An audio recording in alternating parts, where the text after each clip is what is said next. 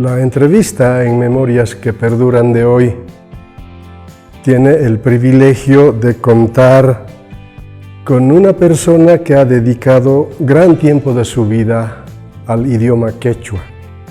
Ella en realidad es quechua hablante. Tiene estudios superiores en la Universidad Mayor de San Simón. Estudió precisamente educación cultural bilingüe. Esta rama le ha permitido desarrollar diferentes acciones en torno al idioma del quechua. Producción bibliográfica, cuentos, testimonios, pero también producción bibliográfica, también viajes a diferentes países de América Latina para compartir esta experiencia que ha ido desarrollando a lo largo del tiempo. Ella es licenciada en Educación Cultural Bilingüe y desde esa perspectiva ha desarrollado estas habilidades y destrezas para que el quechua sea un idioma que siga vigente y permanente, por lo menos en las regiones del país donde se habla el idioma.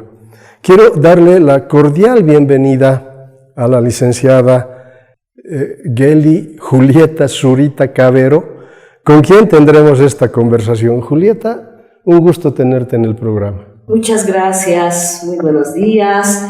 Hatunapay kuita pachuegichi tukuiman, imainaya kasangichi, kunampunchay kusisa kasani, alguna uchikata rimarisa. Kai quechua puichi mantastawanka. Anchatapuni upaichaigi, kaiman minkariwashaikimanta. Estoy muy agradecida por este espacio, estimado colega. Yo también respeto mucho su programa, admiro su programa y por supuesto también su labor en pro de lo que sería la cultura, la educación. En ese sentido, seguramente vamos a coincidir en muchas ideas y muchos trabajos. Julieta, no gapis kursisqa kasani, kayman hamusqaykimanta.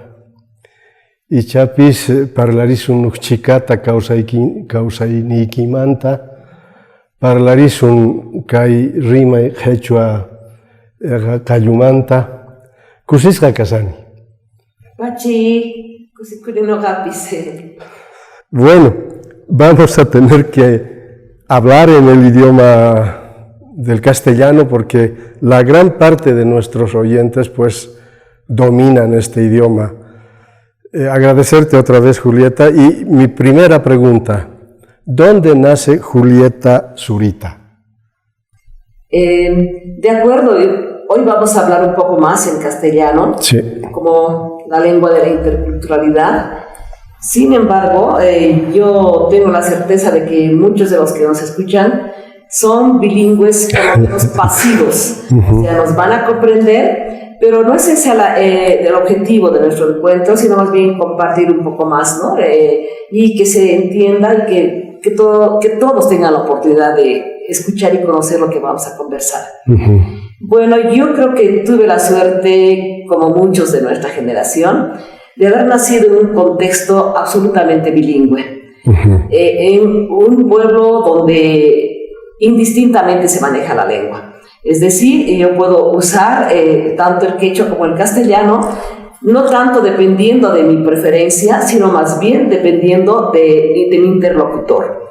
Yo nací en Sacaba, es una provincia bastante cercana a la urbe, tal vez por eso el castellano es una lengua que se maneja y de manera común, corriente, el mundo se comunica en aquella, pero también paralelamente en el quechua, porque en el contexto está tan próximo, está la población urbana, pero inmediatamente ves, está rodeada de la parte rural, están las chacras, está la comunidad, donde la lengua sí, afortunadamente, está viva. Si tú tomas un bus a Sacaba y te vas, por ejemplo, por decirte en el 241 creo que es, llegas hasta Chiñata, te bajas a la escuelita, estás entrando Y en el camino la gente va conversando en quechua, y mamá Martina, y van hablando, y llegas a la escuela. Ahí cambia un poco la cosa, y tú entras, y los niños un poco que se sorprenden. Le saludas a la profesora Sumakunche, y Kasanki, y dice, yo no hablo quechua, profe. Y después cuando converso con ella, es que no es del contexto. Generalmente son personas que vienen de La Paz o de otras ciudades, los profesores que trabajan en el área rural, ¿no? Pero después uno va conversando más con los niños y empieza a aflorar la lengua. Primero se sorprenden, porque a pesar de las reformas educativas, todavía hay escuelas que se resisten a realizar o desarrollar un programa bilingüe en un contexto que es bilingüe, los niños son hablantes. Y me dice, es que los papás quieren que sus hijos se socialicen sobre el castellano. Entonces, esa comunidad a mí me ha dado mucha vida hacia el quechua, porque yo salía a la calle, yo veía cómo los mayores se sentaban en la plaza conversando, el alcalde, el sacerdote del pueblo, el doctor, el abogado, etcétera, ¿no? Y conversaban ellos. Si alguien pasaba, buenos días señora, buenos días señor, etc. Y pasaba otra persona que está viniendo del campo, y Mainaya Tata Martín, Maita Sanki, el alcalde o el cura. Entonces, para mí no era la diferencia en ningún momento de condición, social o lo que fuera, sino más bien era el uso de la lengua de una manera muy dinámica. De ahí es que aprendí. Yo no creo que aprendí, estoy diciendo mal. De ahí es que yo también me apropié de la lengua como del castellano, y realmente me considero bilingüe de cuna, porque en mi casa, en el barrio, en la escuela, en el contexto, se hablaban ambas lenguas. Digo siempre, no haga isca y mama simi ojkani, isca y mama simi mantojiani. Eso me ha ayudado mucho, y creo también la relación muy fuerte de mi familia, sobre todo de mi padre. Ellos eran profesores, mi mamá y mi papá, pero mi padre amaba la actividad agrícola. Entonces tenía sus chacras, no lograba sembrar porque trabajaba, pero había ese trabajo laboral al partido, ¿no? Tú pones la chacra, pones la semilla, y los comunarios te ayudan a la producción, lo que nos obligaba a participar de la siembra, de la cosecha, las actividades de los rituales, la chaya, la coa, el quilpa, la trilla.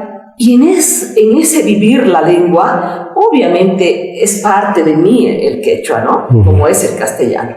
Eran otros tiempos. Sí, yo creo que sí, definitivamente valorábamos mucho ese contacto con la naturaleza. Pero cuando uno nace, crece con eso, transmite a los suyos, el hogar, en este caso, nuestros alumnos, y creo que es una tarea de manera implícita que hemos ido haciendo, ¿no? Otra cosa sería aislarse de ello para siempre, y creo que no fue lo que hice. Estuve constantemente, y mi padre me dejó unos terrenos, me dijo, tú amas el campo, y realmente hasta ahora sigo sembrando, ¿no? Y para recrear.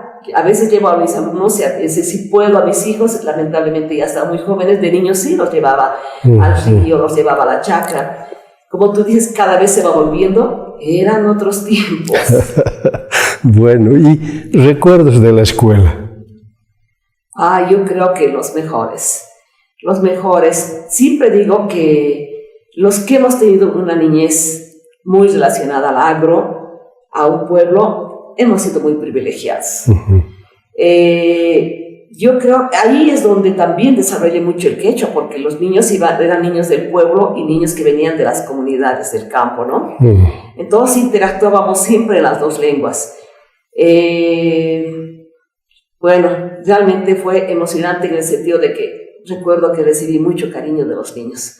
Intercambiaba, yo podía darles algún juguete o un pan o un dulce, y las niñas me traían hanca, muti, chuis. Adoraban los chuis por sus maravillosos colores, y eran niñas muy generosas, ¿no? Y además continuamente estábamos en contacto. Lo que sí recuerdo de la escuela, y yo creo que ha marcado mi vida para el futuro y para lo que hago ahora, es lo siguiente, que percibía que las maestras, no todas por supuesto, había muchas maestras que trataban, para que esconderlo, con discriminación a las niñas que venían del campo, porque no siempre podían pronunciar bien el castellano, no podían leer con agilidad un libro. Eso, la comunicación, porque yo creo que eran tan inteligentes, igual que todos los niños que estábamos ahí, ¿no? Pero sufrían bastante humillación en el sentido de que les ponían adjetivos. A ver, tú, waka waka, hami, ¿no? O Puscantapuri, ¿no? Y así, ¿no? O si llegaban tarde, yo veía en las escuelas, rurales después también en mi andar, cómo los niños llegan tarde porque vienen de lejos. Caminando, a veces kilómetros. ¿No? Y entre caminar y jugar, la cosa es que llegaban tardecita. Entonces el castigo era que den 3 vueltas la cancha, ¿no? La cancha de fútbol o el patio. Yo decía entre mí, está llegando tan cansado el niño y que todavía que siga corriendo y que cuando entre a la aula esté muy animado, muy contento. Claro. Creo que físicamente lo estaba castigando y predisponiendo al cansancio y obviamente a una clase negativa para el niño. Eso me marcaba y decía, cuando yo sea grande, decía, quiero que cambie la educación. De alguna manera voy a hacer que estos niños no sean maltratados. Sí, porque como mis padres eran profesores, yo veía, ¿no? A veces me acercaba a la escuela y me contaban también ellos, manejábamos tinteros, no sé si te acuerdas de la escuela, ¿no? Entonces, cuando los niñitos del campo llegaban a camaquis, ¿no? Y el profesor decía, no te has bañado, no te has lavado. Entonces agarraba una lanita y agarraba el tintero y le pasaba con tinta las manitos. Para mañana, limpio. ¿Te das cuenta? Ese niño no tenía que jabonar, tenía que refregar con piedra hasta casi sacarse la piel, porque al día siguiente el profesor iba a revisar sus manos. Ya después, cuando he ido creciendo y formándome, como tú dices, en la educación intercultural bilingüe, por ejemplo, yo digo, ¿cuáles eran las condiciones de ese niño en su casa? Habría una ducha caliente, agüita tibia, para que se refriegue, y habrá un poquito de una cremita, algún ungüentito para que se ponga y sus manos no estén tan cacas. Segundo, ¿por qué tenía cacamaquis? Porque volviendo, estaba en contacto con la tierra. Tenía que ir a ayudar al papá, empezar a seleccionar las papas, o tal vez dar de comer a los animalitos, o cavar un poco la tierra. Entonces, es la tierra lo que genera esas grietas en las manos, ¿no? Y lamentablemente yo creo que el profesor quería exigir higiene, lo entiendo, ¿no? Pero no pensaba en estas realidades y realmente los niños eran maltratados. No por todos los profesores, pero ver eso era algo que me marcaba continuamente y decía, esto tiene que cambiar, esto va a ser diferente un día cuando yo sea grande, entre comillas, como decimos, ¿no? Creo que eso, y también que, bueno, desarrolló más el bilingüismo en mí, por supuesto. Julieta, no quiero dejar pasar la referencia que hacías a los chuis. ¿Qué juegos tenían en la escuela en aquel tiempo? Bueno, yo creo que también ha sido algo que hemos disfrutado mucho. Definitivamente, todos hemos jugado con chuis, con bolas, inclusive con las huacahuacas. En la época de lluvia, los niños del campo nos esperábamos que vengan porque traían en sus bolsillos las huacahuaquitas y los toritos. Tenía un precio muy alto, tú tenías que darle o 2 cachinas, nunca el dinero. Qué interesante, cómo se mantuvo ese trueque. El chalaco que hacían los papás en las comunidades con los productos. Entonces, tú sabes, los niños internalizamos toda la vivencia de nuestros padres y también de la comunidad. Entonces, entre los juegos en la escuela estaban pues los chuis, las bolas, ¿no? Las cachinas, las paca y paca. Y creo que mucho esto con los productos de la naturaleza, ¿no? Te traían, por ejemplo, los ailincus, los frutos de la papa, y con eso para jugar, para arrojarnos, lo que sea. Después traían las huacahuacas, los toritos, les poníamos unos guatitos y los soltábamos a ver para cuál de nuestros toritos ganaba más, ¿no? En una competencia que será de 1 metro posiblemente. Y cosas así, los juegos, y digo, mira, y en la calle lo mismo.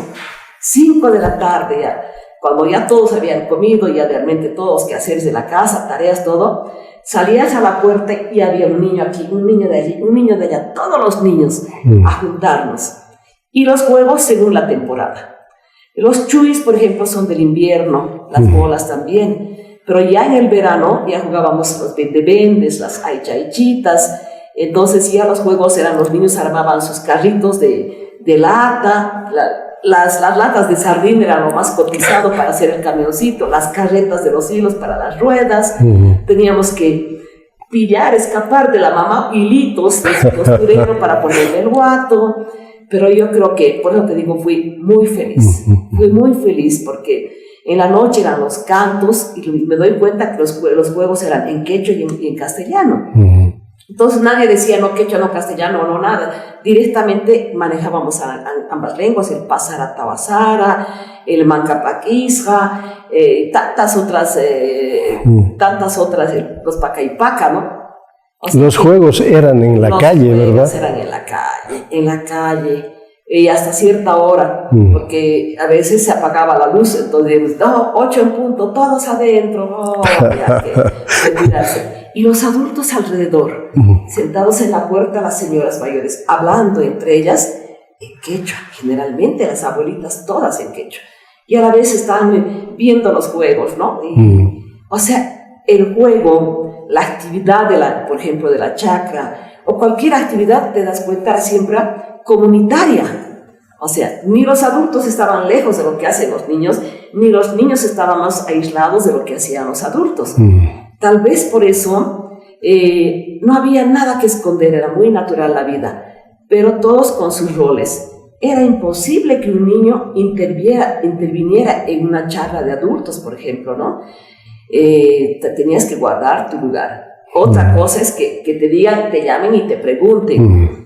Mira, yo digo, ¿cómo es esos valores de respeto, ocupar tu lugar, saber cuáles son tus roles? Eso viene desde la casa, desde niño, desde la escuela.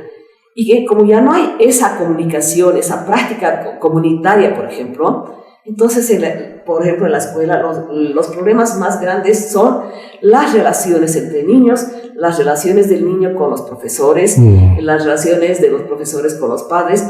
Es increíble, no hay esa forma natural de entrar a la escuela y tú dices, aquí va a haber otro ambiente. No, claro. Hay mucho problema de comunicación. ¿Y tu formación secundaria?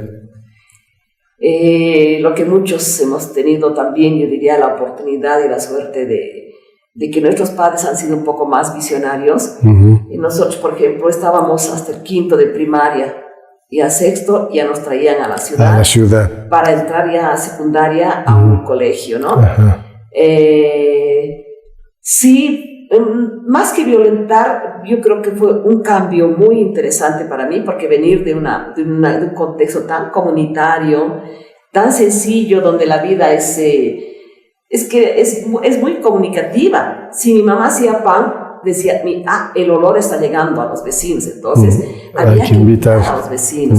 Mi papá recogía el maíz, hacíamos el zaratipi, echaba al patio, y los maíces de todo color. Siempre fascinado con los chuis y los maíces, por sus colores. Entonces seleccionaba, me ocupaba de seleccionar más aquí los blancos, los amarillos, los cherchis, los puquitas, huilcapalos, uchuquillas. De ahí es que también dominaba los nombres, porque tienen su nombre, como las papas, ¿no? Entonces había que llevar un canastito al vecino. Y a veces decía, pero ya no tanto, nos vamos a quedar sin nada. Y mi papá me decía, no, verás que lo tendremos. Realmente, porque había la reciprocidad, no faltaba quien te mandaba también a ti. O sea, nunca te faltaba en ese intercambio. Entonces, eso fue lo que más extrañé cuando me vine a la ciudad. Sí, pasé por un momento... No difícil, y ahora tal vez han de ser discriminación, no lo sé, no lo sentí así. Me hicieron dar una prueba, entré a las esclavas del Sagrado Corazón de Jesús. Al irlandés. Al irlandés, muy sagrado, ¿no? Y me tomaron una prueba. Nunca me mostraron mi prueba, pero dijeron, le vamos a avisar, podría entrarse ahí espacio. Prácticamente casi me estaba negando. Pero después... me volvieron a llamar, me volvieron a tomar una prueba. Y así entré, Nunca me mostraron mis pruebas, obviamente, pero lo importante era ingresar. Y bueno, yo me preparé bastante porque, ¿cómo era el pueblo de interesante? En la parroquia el padre promovía también grupos, ¿no?, de jóvenes para formarte en la catequesis, etcétera, ¿no? Mira, yo he sido desde muy niña muy inquieta. Ya a mis 12 años ya era catequista de los más pequeñitos. Fui creciendo, pasé al grupo de la JEC, los Juventud Estudiantil Católica, sí. Ya nos reuníamos ahí, ya charlábamos, hacíamos un poco de como los retiros espirituales o encuentros con otras comunidades, un poco ya de labor también social, ¿no? Y también ya mis 14, 15 años organicé el escultismo, fui guía, organicé, ¿no?, para las niñas, fui guía de las niñas, tenía las alitas y las intermedias para salir a los campamentos. La idea era siempre fomentar un poco esas relaciones positivas en la vida de los niños y de los jóvenes. Entonces, eso se frenó bastante cuando me vine a la ciudad.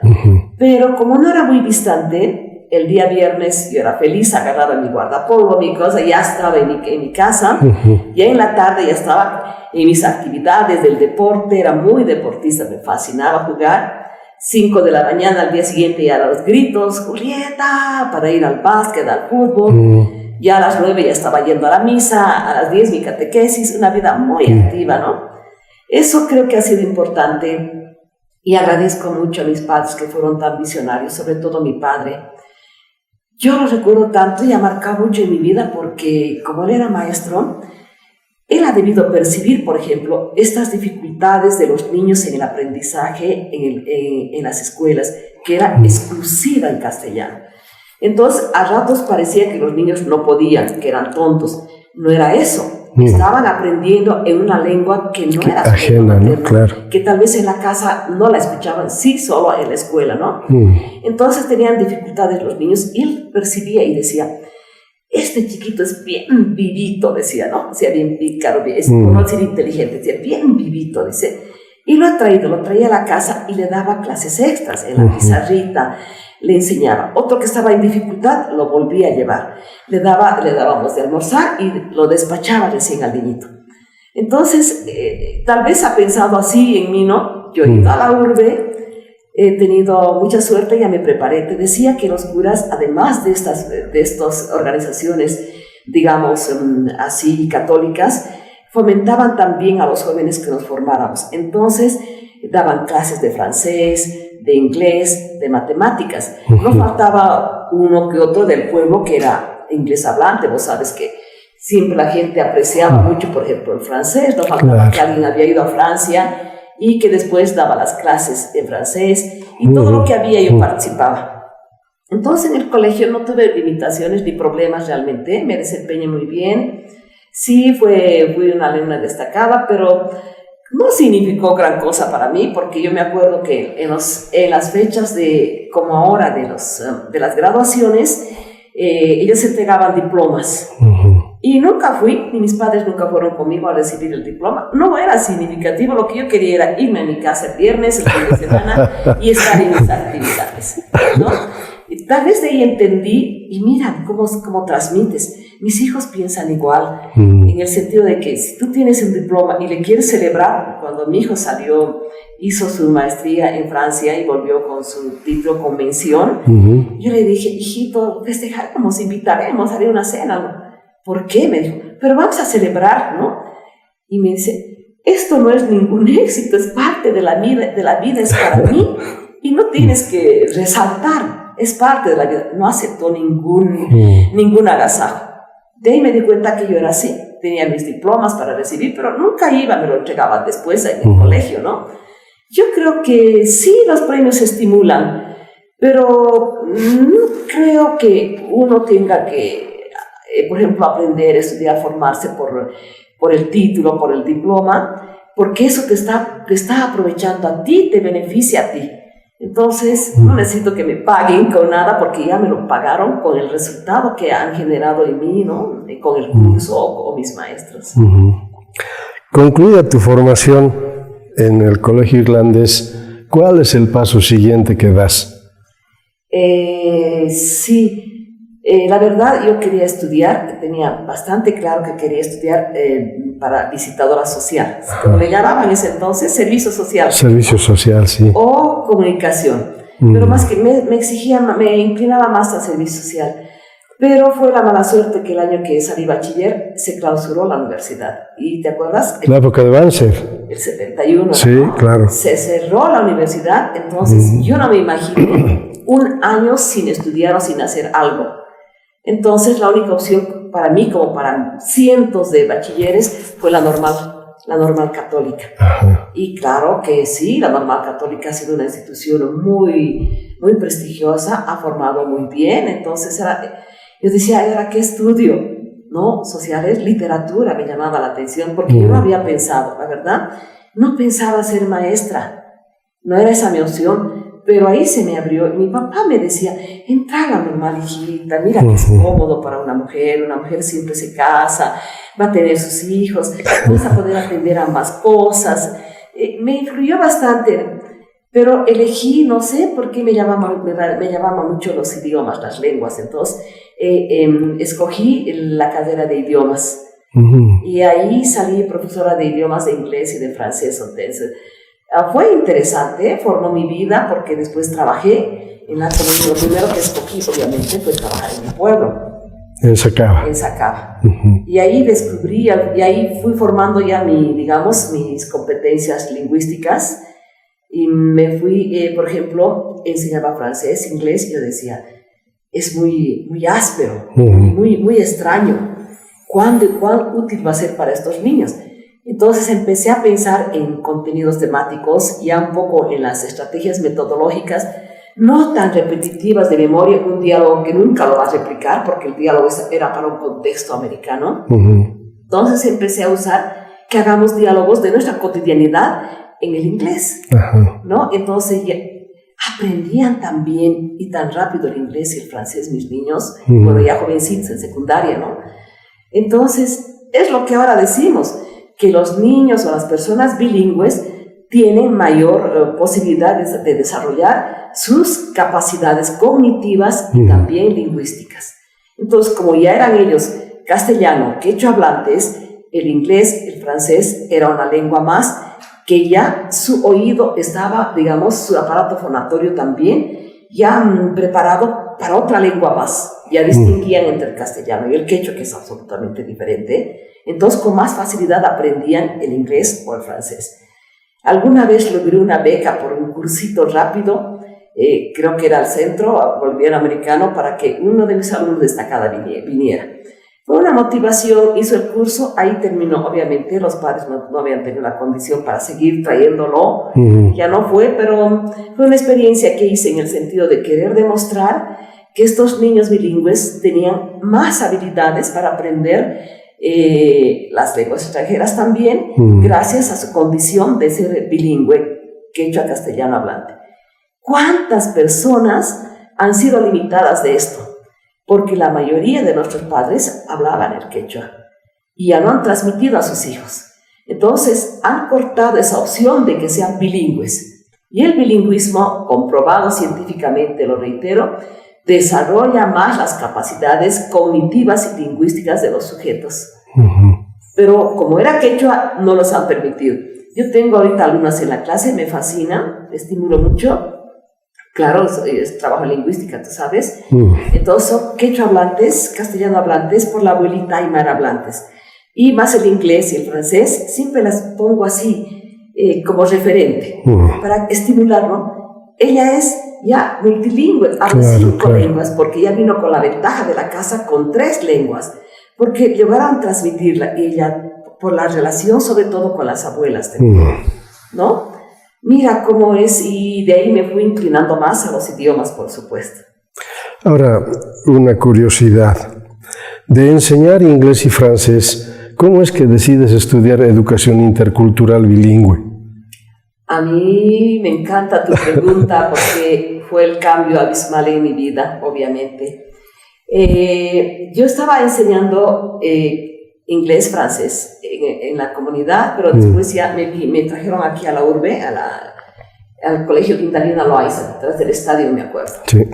Primero fue un cambio muy brusco, porque los jóvenes de la provincia eran diferentes, tenían mayor interés, eran más respetuosos en el sentido de que estaban atentos a la clase, no sé, había algo, yo creo que había afecto también. Ya aquí un poquito son de diferentes contextos sociales, ¿no? Las niñas en la urbe, y no era la misma la respuesta, no notaba mucho. Por ejemplo, notaba que salían volando, tenían que irse ellas, los profesores, para tomar el bus, los niños, las jóvenes también, o los papás estaban esperando en el auto. En la provincia no había eso.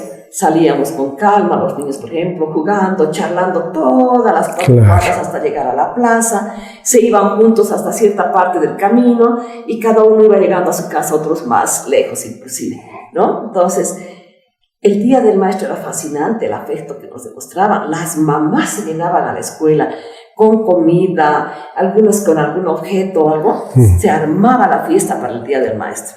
Y decíamos, pero no tienen que traer, no tienen que venir. Decía, mana, profesorita, tú soy una chitián, mi una chitián era bailada, comida, era de todo, ¿no? En la urbe no fue igual, pero sí me fue muy bien, tuve una directora muy buena y trabajé bastante bien.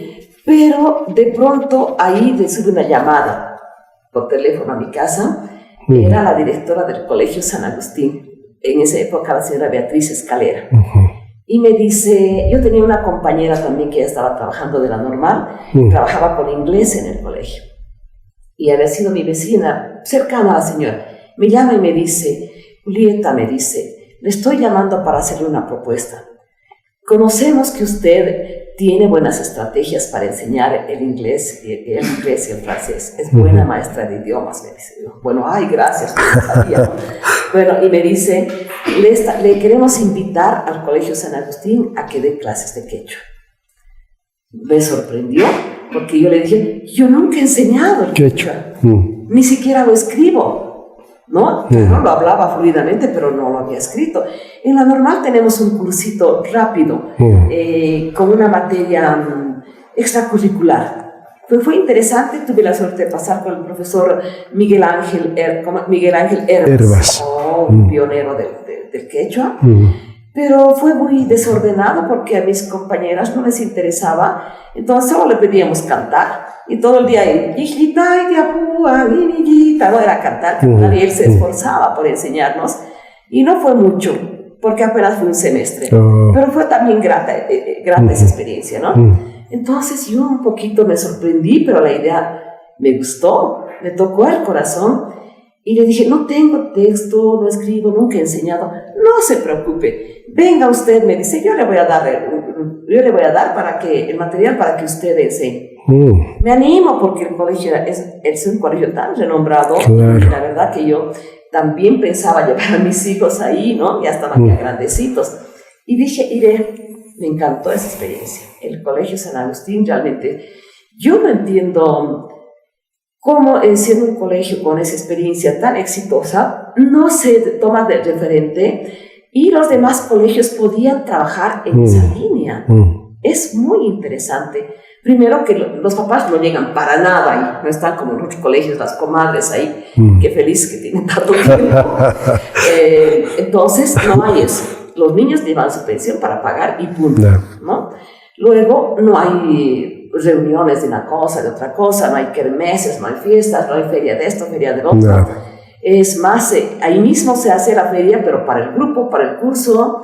Las clases de música eran fascinantes, era todo con música clásica, escuchaban Beethoven, había música folclórica, o sea, muy, muy lindo, ¿no? También tenían taller y no se premiaba, nunca había premio, diploma para el primero, para el segundo, para el tercer año. El conflicto era para ir al desfile escolar. ¿A quién le damos? Bueno, entonces sacaban los promedios y le daban del bachillerato al mejor alumno que llevaba el estandarte y a los otros dos de tercero o cuarto de secundaria, el que le seguía, ¿no? Esa decía tercero medio, y listo, no pasaba de eso.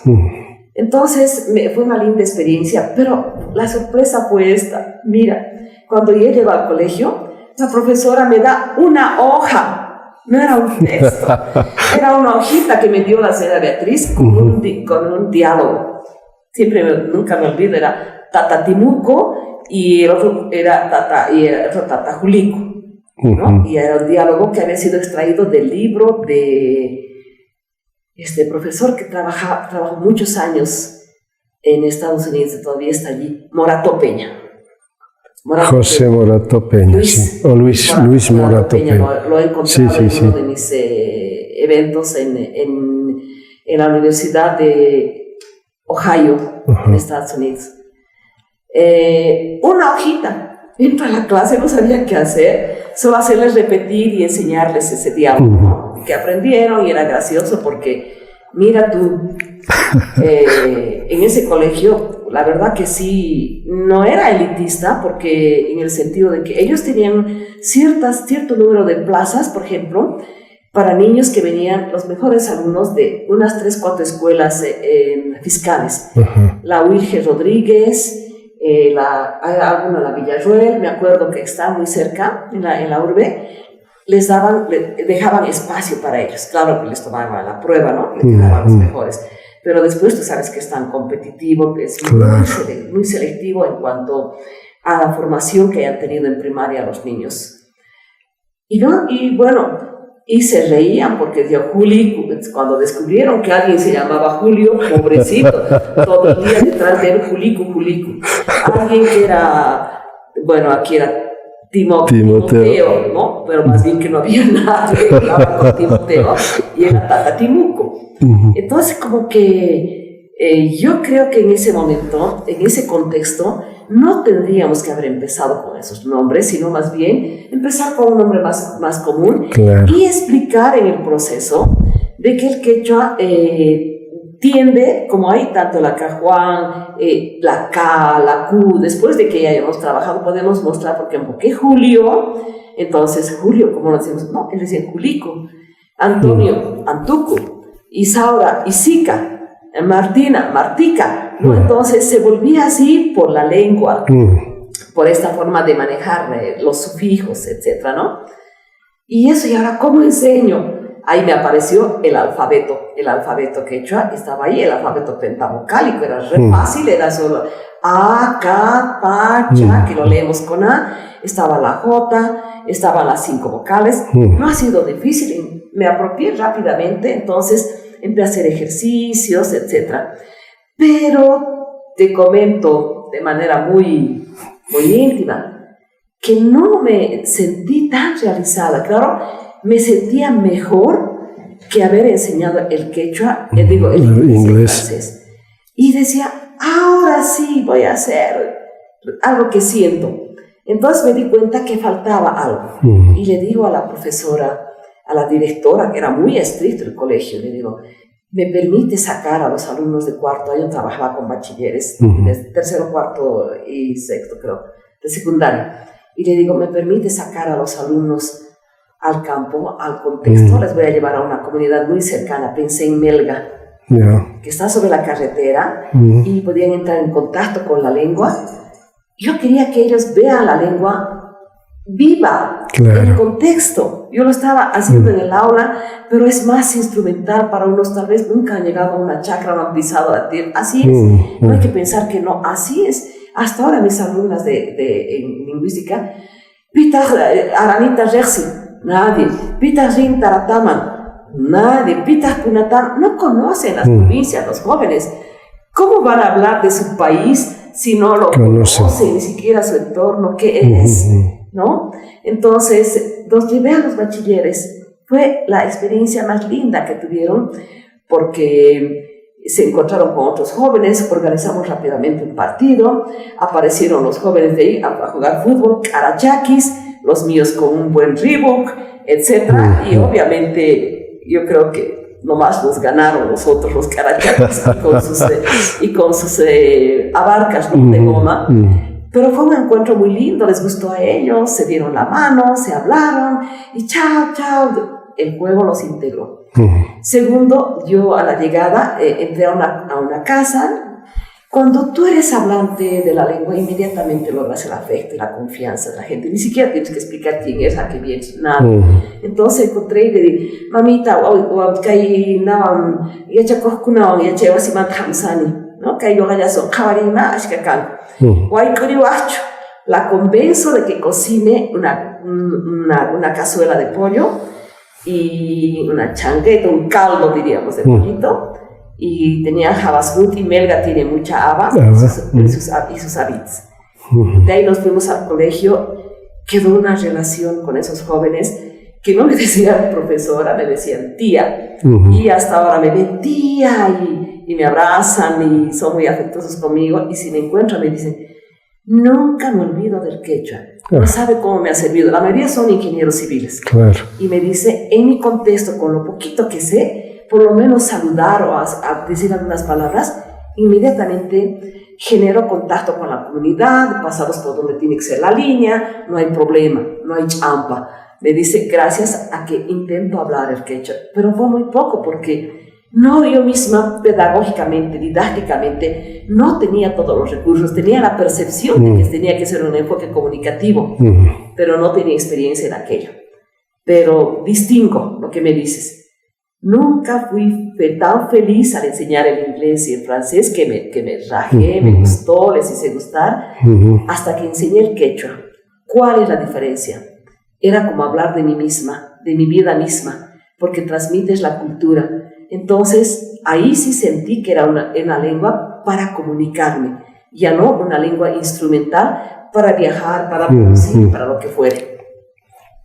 En ese espacio que salí, apareció unas convocatorias, estaban preparando ya para la reforma educativa y para programas de educación intercultural bilingüe, ¿no? Apareció un aviso que decía que se abría la licenciatura en educación intercultural. Y entre los requisitos era el manejo de la lengua quechua. Yo leí y dije, esto es para mí. Claro. Me está llamando. Entonces fue un reto porque no es muy fácil. Yo tenía mis hijitos, ya tenía el cuarto hijo, conversarlo con mi familia porque tenía que ir todos los días a clase. Entonces ya no volví al colegio, preferí ir a la universidad, completar mi formación, ¿no? Porque que se abrió, yo realmente digo, se abrió para mí. Fue muy interesante, fue muy rico, éramos muy pocos. La mayoría trabajaban todavía en las escuelas, eran profesores de todas las áreas, había de música, había de sociales, había un muchacho también que era de artes plásticas, de matemáticas, de educación física, de todas las áreas. Yo creo que estaban pensando ya un poco formar recursos humanos para el nuevo enfoque educativo, la educación intercultural bilingüe, ¿no? Un poco integrar las áreas, introducir la lengua, trabajar procesos más, como te digo, sociocomunitarios tal vez, ¿no? Eso, se abrió ese espacio y fue muy interesante porque a la vez también ya se estaba abriendo los primeros pasos para la maestría. Y ahí conocí a Luis Enrique López, que fue el que dirigió. Parece que me destaqué, taller que había, seminario que había, conferencia que había, yo iba a todo. Para mí fue mi mejor universidad. Realmente por eso digo, a veces no te dice toda la universidad, a veces no te dicen todos los libros, te lo dice la vida misma. Entonces las conferencias, los viajes me han ido formando bastante. De esa manera es que acabé la licenciatura. Estaba en la licenciatura y de repente sale una convocatoria, mira cómo se han ido dando las cosas, sale una convocatoria para el SEDUCA, para técnico de EIB. Se presentaron algunos, mayormente profesores, y fui, porque empezó la reforma educativa, ya estaban capacitando a los profesores, pero EIB estaba descuidada, ni siquiera decía EIB, decía profesor de no sé qué, y entre paréntesis había EIB. Recién estaban asumiendo ellos porque no tenían personal para que les caí como anillo al dedo, ¿no? De la defensa, había un tribunal tremendo, califiqué para aquello y empecé a trabajar duro la educación intercultural bilingüe en el sentido de la lengua, porque los profesores querían pues formación en el quechua, si les pedían que trabajen en quechua, no es suficiente hablar. Claro que no, necesitamos la parte didáctica, pedagógica, estar formados para aquello. He dado más de 100 talleres de capacitación a los profesores, sobre todo en lengua quechua y en estrategias de lengua, el quechua como L1 y el quechua como L2. Sobre todo más como L1 porque todavía no entró a la escuela fuerte en la urbe, ¿no? Pero había que distinguir. Y trabajé con un equipo fabuloso que tenía el SEDUC en ese momento. Tal vez los has llegado a conocer. La profesora Margarita Hermosa, hermana de los Carcas. De los Carcas. Ella era profesora de lenguaje, y el profesor Víctor de la Fuente de matemáticas.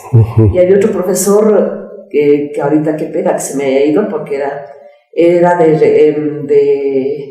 un profesor él hacía como artes plásticas, pero conjuncionaba todo lo que sería sociales.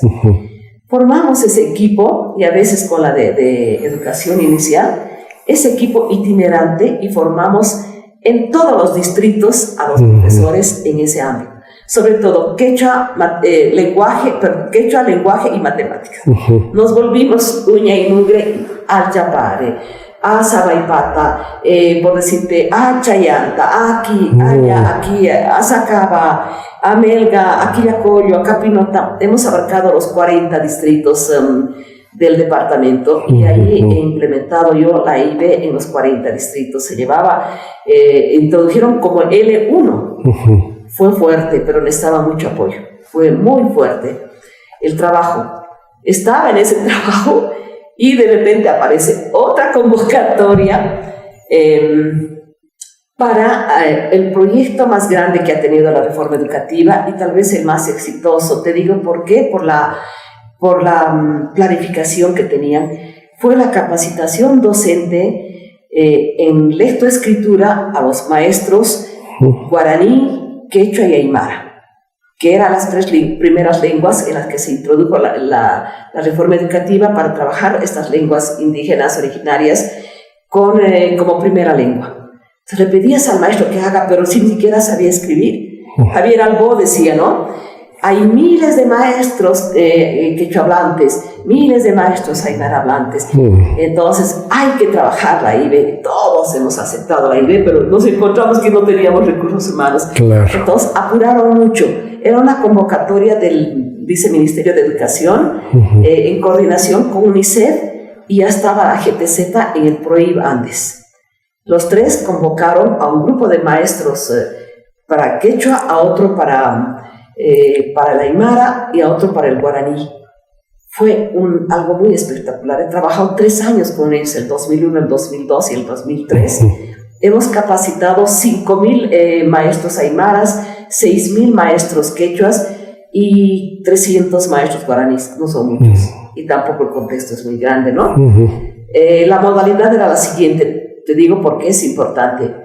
No era capacitar una vez y te perdías en qué había quedado, como hacía el SEDUCA, ¿no? No había mucho seguimiento. Claro que había los asesores pedagógicos, fue duro para ellos. Pero esta modalidad era así: una semana presencial, lejos, encerrados, era en Vacas o en Maracaya, en una normal, encerrados todos ahí. Luego, la segunda semana, ellos se iban a su contexto, 2 semanas, iban a su contexto. Otra vez para ver cómo les está yendo, qué han aplicado, qué dificultades tienen. En ese distanciamiento como diríamos, nosotros éramos facilitadores, había seguimiento. Entonces, ellos iban al aula a aplicar lo que habían aprendido en la semana, y nosotros íbamos a hacer seguimiento a la comunidad. Claro que no podíamos a miles, por muestreo o porque, digamos, había comunidades. Yo me escogía las más distantes, porque sabía que ahí no llegaba nadie a apoyar a los profesores. Y fue fascinante el recibimiento, ¿no? Luego, la tercera semana, volvían otra vez in situ. Aquí volvían al lugar donde habíamos empezado. Entonces, fue 3 cerrados aquí, a distancia, en su contexto. Otra vez aquí, donde ya salieron los productos. Hay cualquier cantidad de textos, miles, edición facsímil, que están en la biblioteca del PROI en las 3 lenguas. Ha sido una experiencia muy interesante. Después de eso recién es que aparece la convocatoria para la universidad, y me presento porque se jubilaba la señora Sina Fernández, que trabajaba en pedagogía en ese entonces, se llamaba así, en lingüística y en odontología. O sea, la postulación era para las 3 facultades. Éramos 5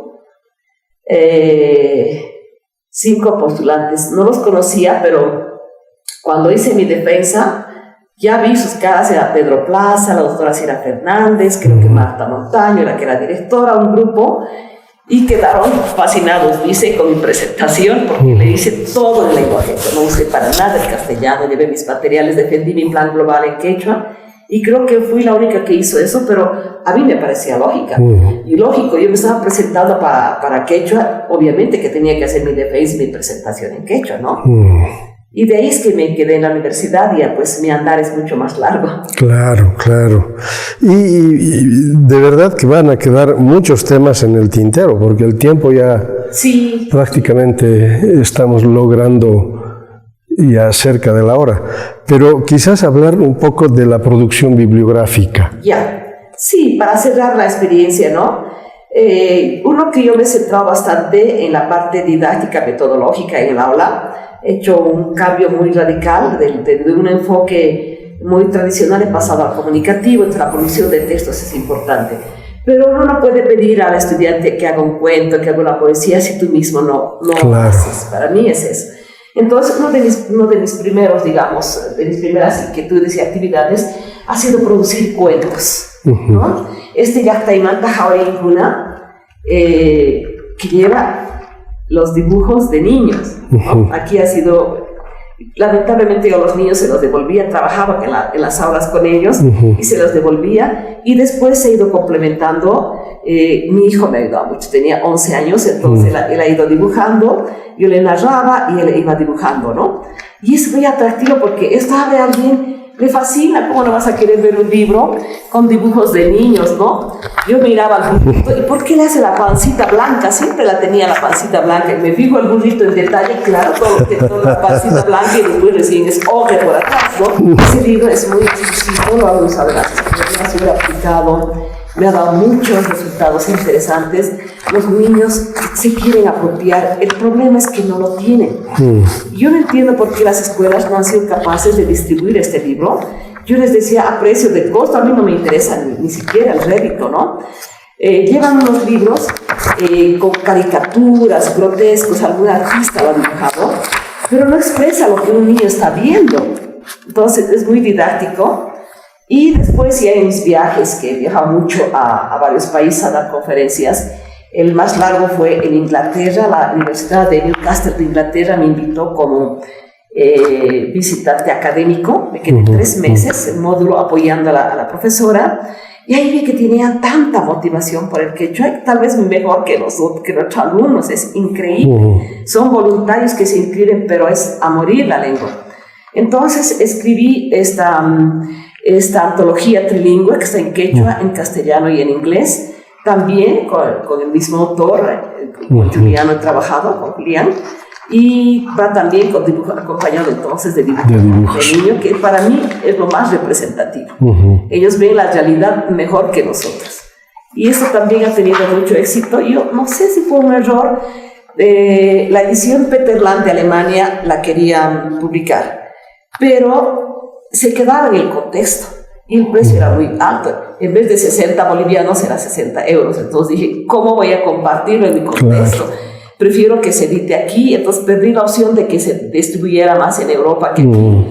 Pero yo dije que llegue a mi gente, a mi pueblo y a todos nosotros, ¿no? Esos son los cuentos. Las poesías no las tengo editadas.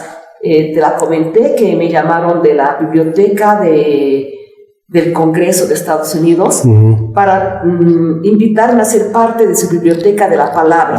Es donde está en lengua, ¿no? O sea, donde oral.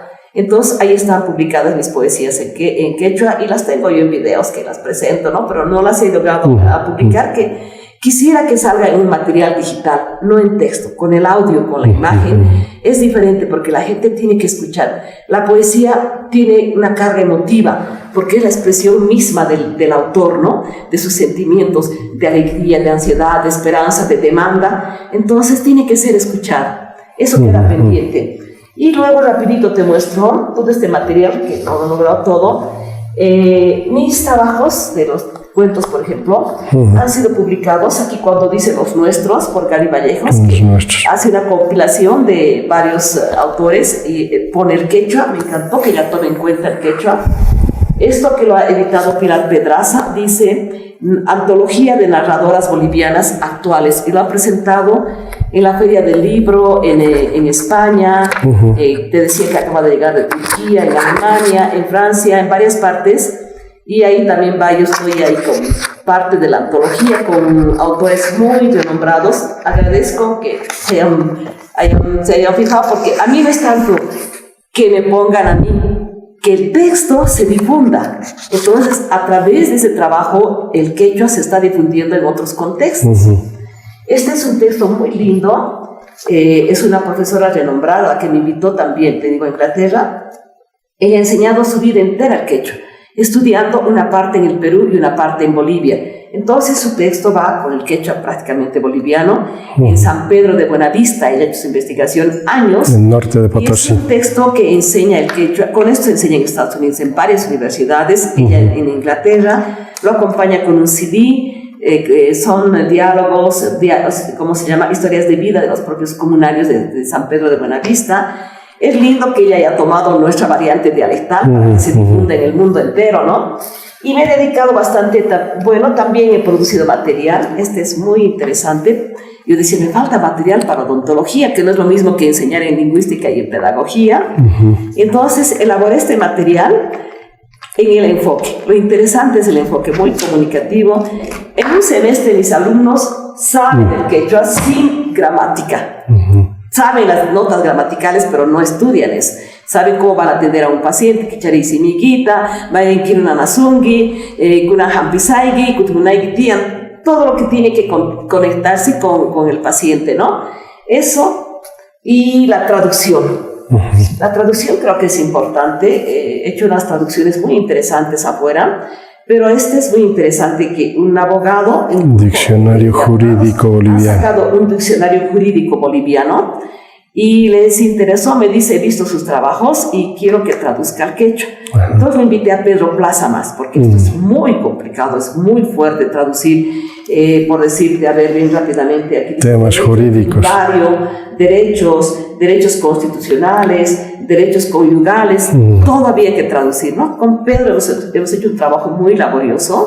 Bueno, Pedrito es exquisito en el quechua, es un doctor también, ¿no? Lo admiro mucho. Esto, que ha sido muy lindo, tiene 2 tomos. Este que ha habido, lo promovió no me acuerdo en qué gestión fue, ¿cómo se llama la parte de cultura de la alcaldía?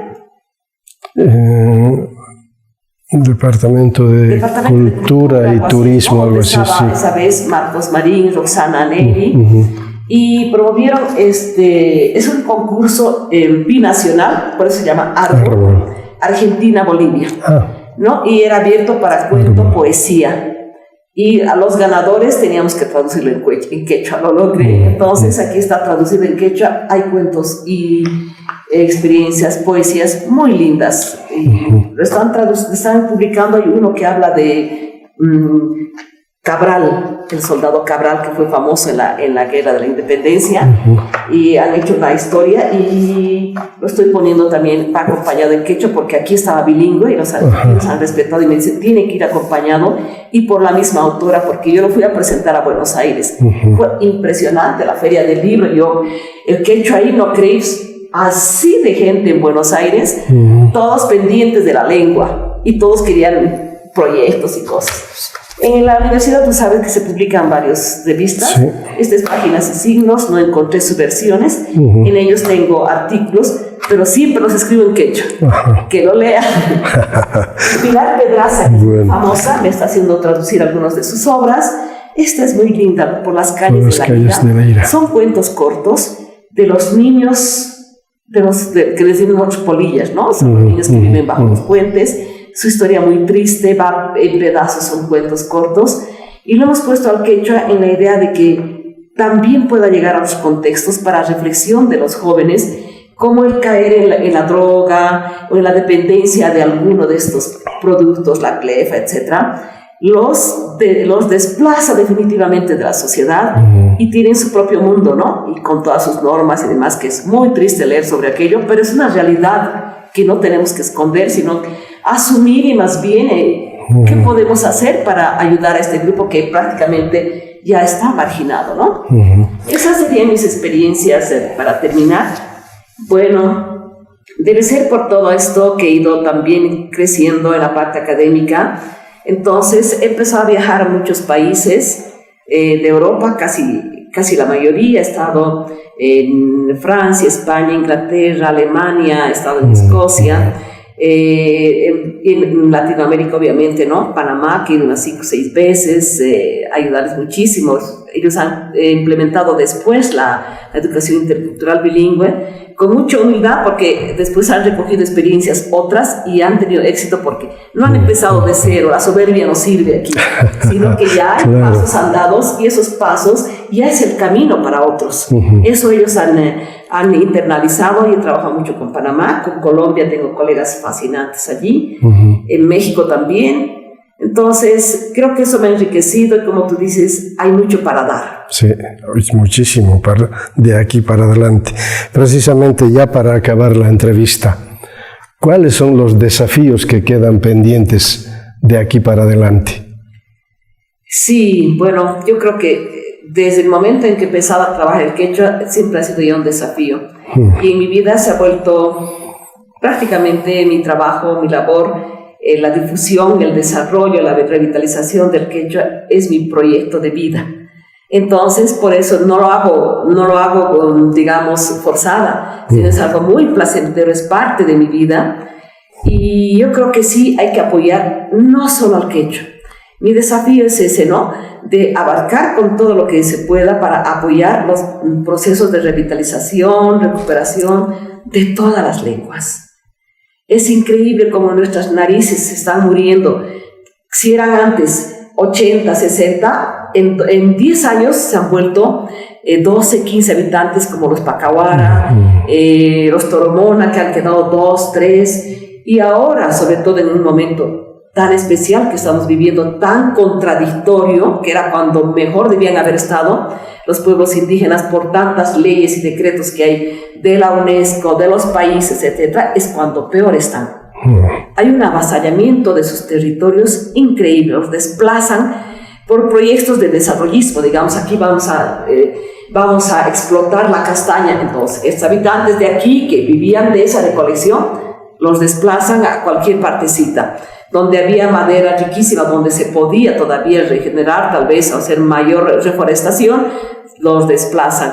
Entonces están casi sin territorio, y no puede existir una lengua y un pueblo sin territorio. No podemos condenarlos a esa desgracia, a extinguirse. Estoy en eso, tengo bastante contacto con pueblos indígenas de aquí, de Bolivia. Es muy lacerante la situación, porque solo desde tus manos, aunque haya leyes, no estamos pudiendo hacer nada, porque es el contexto ajeno a ellos el que tiene que cambiar, es la sociedad, somos nosotros que tenemos que ser los sensibles con ellos. Ya nos han dado mucho y han cuidado durante siglos la naturaleza para nosotros. Hay que hacer algo. Creo que es uno de mis mayores desafíos por el momento, ¿no? Y bueno, y también mi gran deseo es que se enseñe el quechua, pero se enseñe para que les guste a los niños, a los jóvenes, para que hablen, los padres vuelvan a retomar esa lengua de sus abuelos. Empecemos a disfrutar de una lengua que es nuestra, que está llena de vida, llena de conocimientos y saberes, hoy más que nunca, porque está lleno de valores, y si hay algo en lo que hemos caído en crisis, es la falta de valores. Esas dos cosas, ¿no? Que se motive, que se siga enseñando, pero cambiar la parte metodológica, didáctica, hacer amar, gustar la lengua, no enseñarles porque está en el curso, ya está en la materia, ya está en el diseño curricular. Eso tenemos que quitar los propios hablantes, con mayor razón los que somos profesores de esta lengua. Bueno, grato haber conversado contigo, Julieta. Tu despedida del público. Bueno, uyeriwan gichichayga mancha ikusis kasadi. Tumpata sobo y bichista kicharichi que quechua mamasimima. Wawakunanchi parlarantian y maraigu hatun tata wawakunanchi parlargangu. Kaisimira kaipicasa ashkata yachachiwanchi. Agradezco infinitamente a los oyentes de este programa. Sobre todo, trato de llamar la atención. Les solicito que abran su corazón cuando se trate del quechua. Es imposible hacerlo solo con la mente. Cuando uno escucha o quiere tomar una decisión hacia esta lengua, tenemos que hacerlo con el corazón, porque está ligado afectivamente, ancestralmente, a lo que nosotros somos ahora. Y esta lengua tiene tantos valores que tenemos que recuperarlos. No vamos a distorsionar, no tenemos que hacer eso, sino desde la vida misma. Pregunten a sus padres, pregunten a sus abuelos, y les dirán que sus abuelos, sus tatarabuelos la hablaron. Por cuestiones estas erradas, de percepciones negativas, es que se ha cortado esa transmisión intergeneracional. Recuperemos en nuestros hijos, en nuestros nietos, este saber y esta lengua. Achatapuni yupaychaykichi, tinkuna kama kachu. Bueno, tinkuna kama quiere decir hasta luego, hasta pronto, pero a mí me toca cerrar el programa. Agradecer la presencia de Julieta Zurita, que nos ha compartido su experiencia de vida, dando énfasis principalmente a la necesidad de mantener y pervivir el idioma quechua. Un idioma que ella ha aprendido en Sacaba, en contacto inicialmente con su familia. El papá, la mamá, los hermanos hablaban el idioma, de modo que paralelamente ha ido aprendiendo el quechua y el castellano, de modo que ella ha sido bilingüe desde pequeñita. Pero el contexto también le ha favorecido, tanto en la escuela, en la secundaria, el colegio irlandés, y también su trabajo en el colegio San Agustín y las instituciones que ha mencionado a partir de la implementación de la reforma educativa con la educación intercultural bilingüe, que le ha abierto muchísimas alternativas y posibilidades para desarrollar su trabajo desde el idioma nativo, el quechua. Pero además la producción bibliográfica, los viajes que ha podido desarrollar a diversos puntos de América Latina, de Europa, en la perspectiva siempre de posibilitar que el idioma quechua y los otros idiomas que hay en el país sigan vigentes, sigan permanentes, y que ojalá pues nosotros podamos tener la oportunidad de enseñar el idioma en los distintos espacios en el cual nos movemos. Ha sido grato conversar con Julieta Zurita Cavero, a quien vuelvo a agradecer por esta apertura y por haber compartido esta semblanza de vida. Hasta pronto. Tinkuna kama, como dice Julieta.